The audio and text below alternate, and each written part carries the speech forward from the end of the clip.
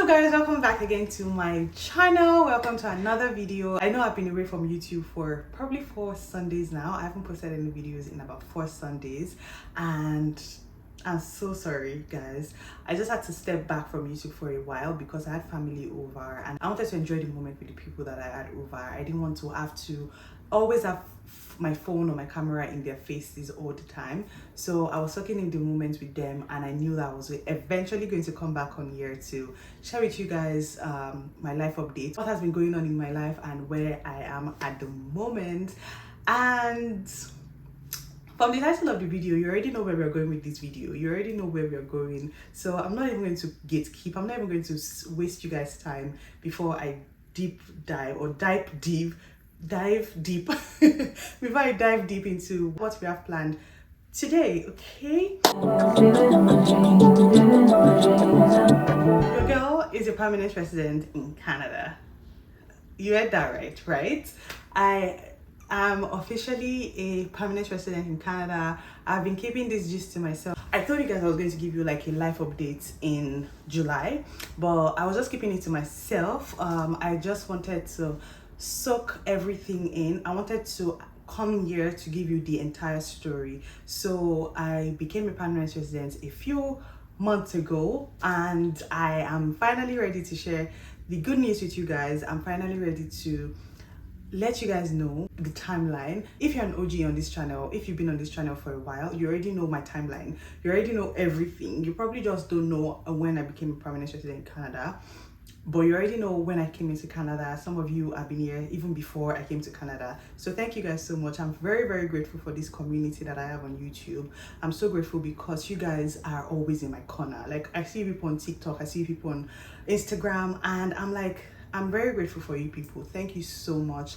And if you're new to this channel, that's why I'm doing this video. I want to give you guys the timeline. I'm going to tell you from the time that I stepped into Canada up until the time that I started school, up until the time that I became a permanent resident in my Canada. So that's what this video is about.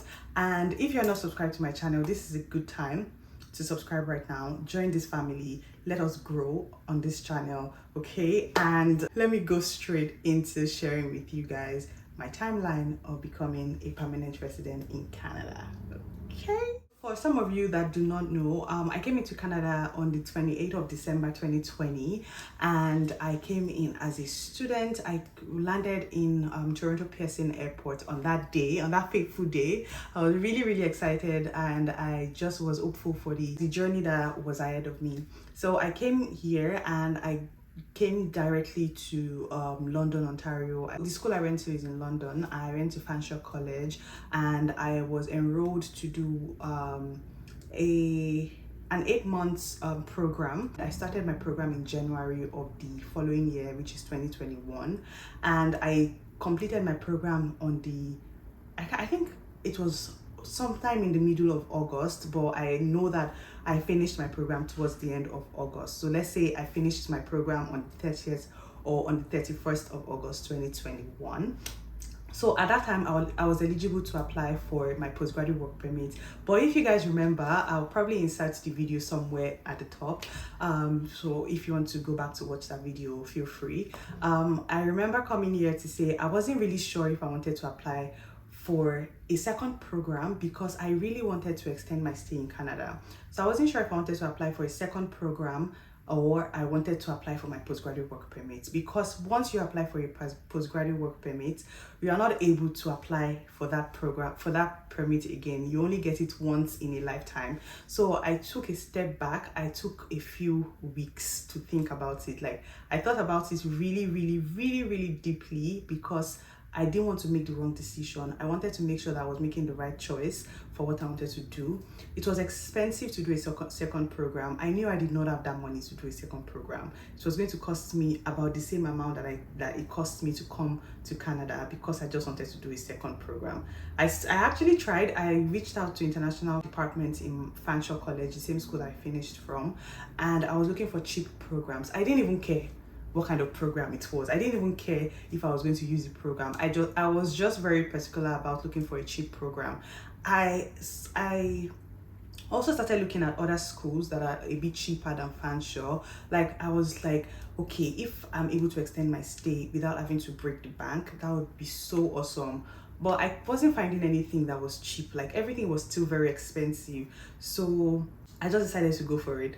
But before that time, I was looking to I was calculating my score. So let me take you guys back a little. So before I came to Canada, I was always, I wanted to actually even come to Canada as a permanent resident, but my score in the pool, or in the express entry pool, was not enough. At that time I was having like 410 in the pool, so it was really small, because then they were giving people, the draws were like 460, 470 on an average, which I just knew that I was never going to get there because I did not have a master's degree when I was in Nigeria. So I was always very informed about the process of the express entry or coming into Canada as a permanent resident, but I just weighed my options and I was like, okay, if the only way I'm able to increase my points in the pool is if I do a master's program, maybe in Nigeria or somewhere else. So I just decided to come to Canada instead, and it's just better for me because I intend on living in Canada eventually.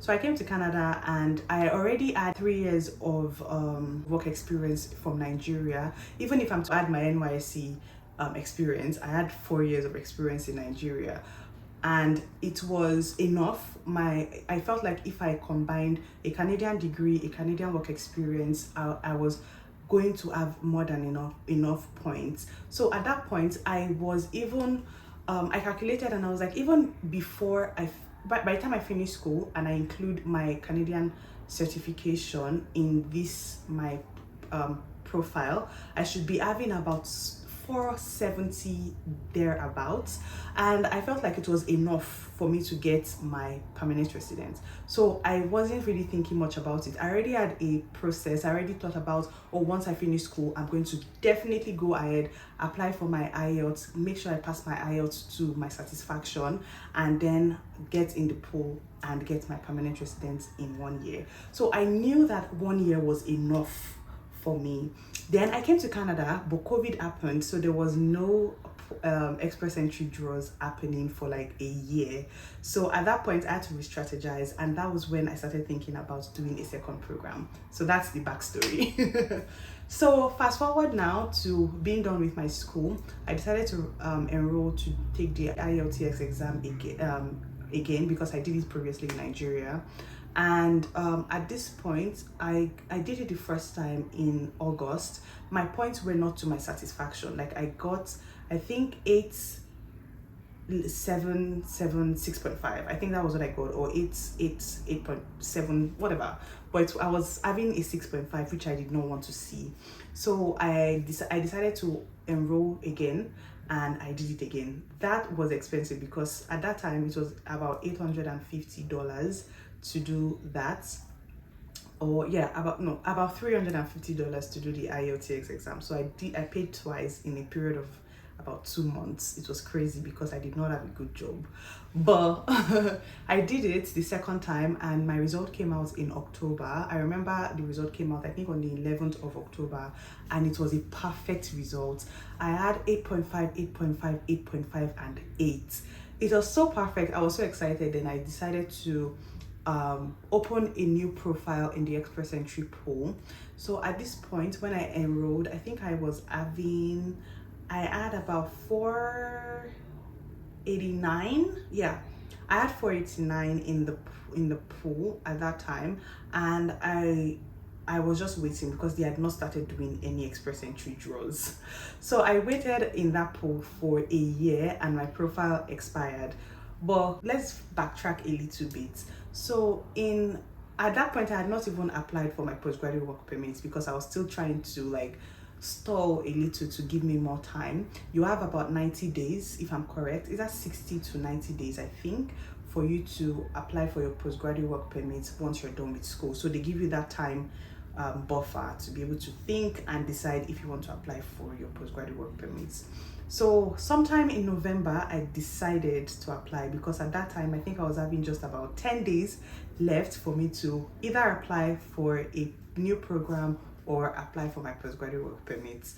So I applied in November. I can't remember what date in November, but I applied for my postgraduate work permits in November. So then they were very slow, like things were really slow because of COVID. So I knew that, and at that time, once you apply, you're allowed to start working full-time in Canada. So I knew that I had enough time, like I had time. It was probably gonna, at that time, I think the time frame or the processing time for postgraduate work permit was about 3 to 4 months. So I was just trying to give myself more time, because it's on your postgraduate work permit doesn't start counting until the day that they approve your postgraduate work permits. So I was trying to give myself more time. So I applied in November, and eventually my postgraduate work permit was approved on the 16th of March 2022. So it took about December, January, February, March, 4 months. It actually took 4 months for them to approve my postgraduate work permit. So, and at that time I still couldn't get a job that was a NOC B job, like NOC B job, and you need to have either NOC A, B or 0 job for you to qualify for the 1 year work experience in Canada. So I wasn't getting a job at that time. I was in a customer care job, and it was a NOC C, so it wasn't even going to qualify. So I started looking for a job desperately. So I got a job offer as an administrative assistant in one very far place. So I took the job, and I did that job for about a month. Then I got another job, which is the job I currently do right now. So I got another job, and I was so excited because it was what I wanted at the time. It was really what I wanted. I was super excited for that job, for the job that I currently do right now. At that point, they had still not started express entry draws, and I began to worry. Like, I began to worry so much.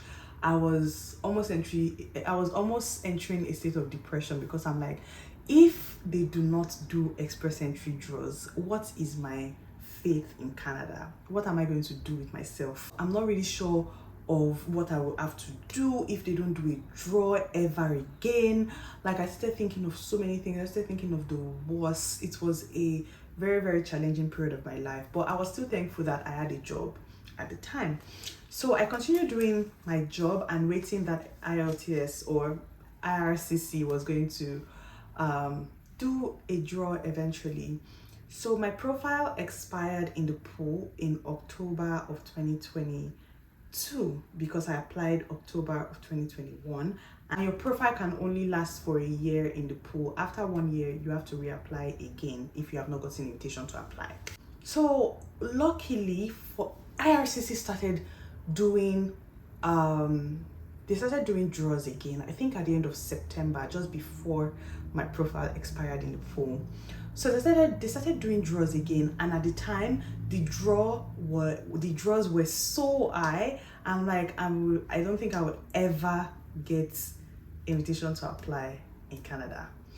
So the first draw they did, I think it was about 540 something. It was ridiculously on the high side, and I was like, okay, if I started calculating every day, if they reduce about 10 points per draw, which they were doing draws every 2 weeks.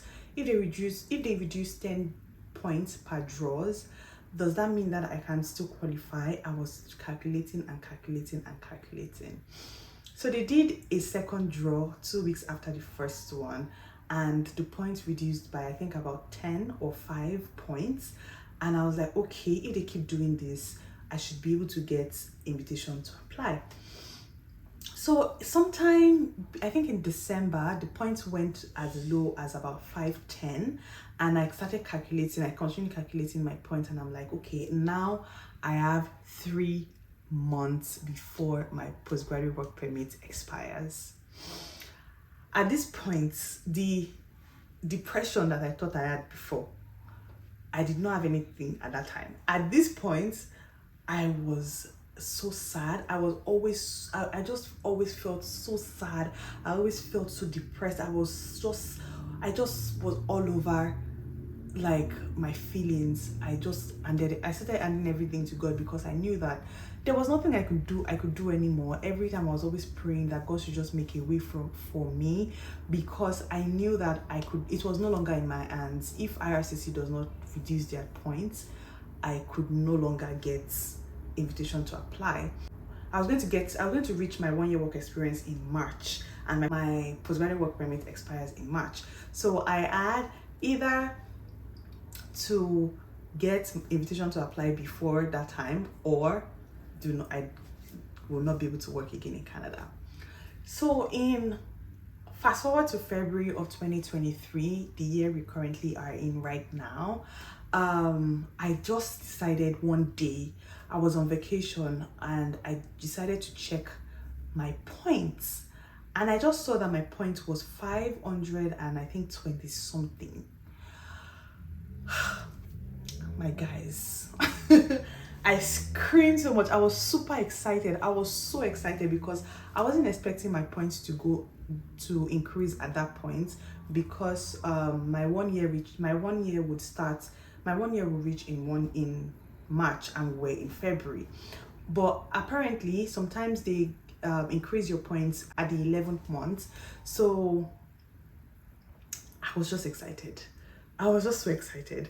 So my points increased, and I knew that the next draw I would be getting invitation to apply. But they did not do a draw the next time. The 2 weeks following that time that my points increased, they did not do a draw. And at this point, I'm like, okay, my village people, they finally gotten me, because they've been doing draws consistently ever since. Why are they not doing a draw this weekend, or this Wednesday? Because they do it every other Wednesday. But I was still hopeful, and thankfully I got invitation to apply a day before my postgraduate work permit was going to expire. Like, this is still a miracle that I just know it could have only been God. It could have only been God, and I am forever grateful to God for this testimony that He gave to me. Guys, I got invitation to apply 1 day before my postgraduate work permit was going to expire. I did everything. Like, I took the entire day off work. I decided to sit down, submit my profile, and one person that I cannot not mention in this story is Olu Femiloye. If you guys know Olu of Canada, I'm sure he was tired of me at that point, because I was always sending him messages. Like, I was always disturbing him, because I was like, please help me check, this is going on, and he was always constantly responding. He's such a very nice person, and I'm very grateful to God for his life. But anyway, back to our story. I sat down, applied for my permanent residence, and let me backtrack a little, because now I'm going too forward, like I'm going ahead of myself. So backtracking right now, IRCC announced that they were going to give extension, like 18-month postgraduate work permit extension, to anybody that their postgraduate work permit expires in 2023. I think that was the story. I can't really remember. So I was really hoping that I was going to get the invite to be able to apply for that extension, and I also got the invite to apply for that extension maybe like a week before I got my invitation to apply. So I applied for extension for my postgraduate work permit, and I was hoping on that one. Another thing I did was that I applied for, because I was just like, if I do not get this thing, I have to be able to remain in Canada. So I applied for a visitor's record. Visitor's record allows you to remain in Canada, but you cannot work at that time. So you're not able to work because you have no work permit, but you are able to remain inside Canada. The only problem is, if I had left Canada during that period of time, I would not be able to come back into Canada. So I applied for visitor's record, I applied for a postgraduate work permit extension, and I got my permanent residence the week after. I got my invitation to apply the week after. So I checked the processing time, and the processing time was about 4 months, 3 to 4 months, because I applied. They invited me through the Canadian experience class, so it was about 3 to 4 months, and I knew that okay, towards June, July, I should be able to get my PR approved. So I checked my profile in April. I saw that they had approved my medicals. I did not need to do a new medicals, because they said if you did a medicals between 2019 and between 2019 and present, you don't need to do a new medical. So I just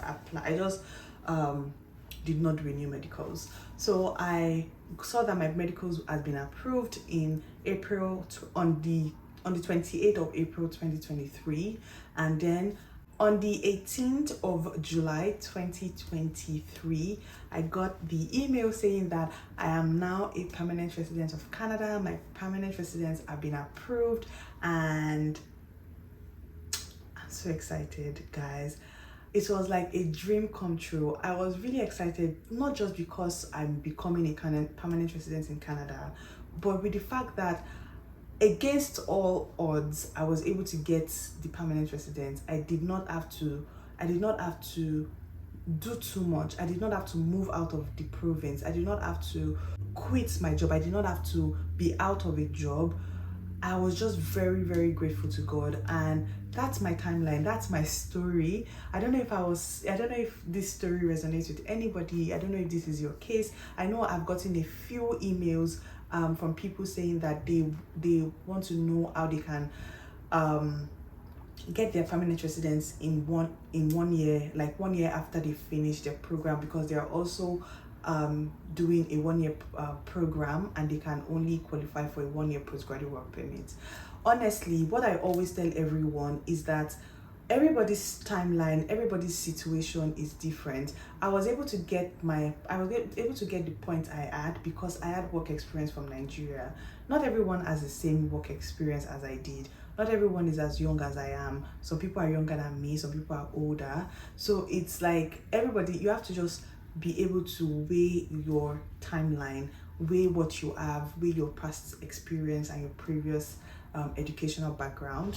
Check your points. What are your what points do you, if you haven't even checked, because sometimes I talk to people and they don't even know what the CRS calculator is.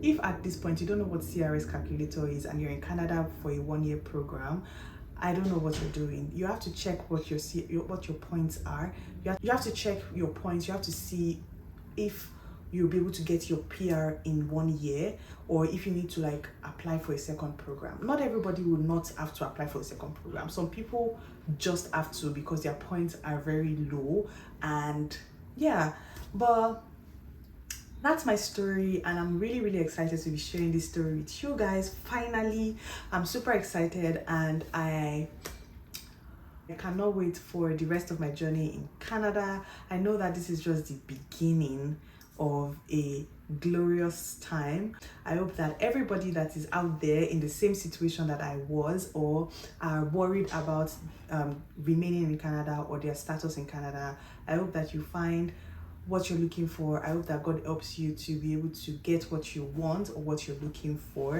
and I hope you get direction that you need to be able to follow through in this process, because it's a tedious process. It's a process that you just have to put all your hope and all your faith in God. So, but that's it, guys. Thank you so much for watching this video. Thank you so much for staying tuned to my channel, and I hope that I'll see you guys in my next video. And if you've not subscribed, you just came here to come and hear free gist and you're going, please subscribe to my channel right now, and I'll see you guys again. Bye, guys.